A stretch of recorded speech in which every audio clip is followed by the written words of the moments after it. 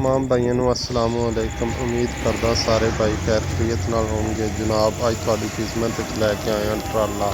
इस ट्राले की लंबाई है 18 फुट ते चौड़ाई है 8 फुट। ट्राले नूं वड्डे टायर पए ने ते टायर भी तकरीबन 14 आने की कंडीशन रखते हैं। वाड़ भी तकड़ी लगी हुई है सोहनी। और दूसरा इस ट्राले दे विच ये भी फंक्शन है कि जिहड़ी इस दे अगे हुक लगी हुई है ना, वो हुक आपां कढ भी सकने हैं अगां नूं भी ते दोबारा भी विच पा सकने हैं। जिस तरीके के ट्राला तूड़ी वाला बनिया हुंदा है कि हुक नूं लंबा भी कर लैंदे ने छोटा भी कर लैंदे ने। ए थल्लों तुसीं ट्राले दे ना चैनल चैक करो भी चैनल कैसे लगे हुए ने, कोई चीज़ गली गुली हुई नहीं, बेहतरीन है, नवा ट्राला है।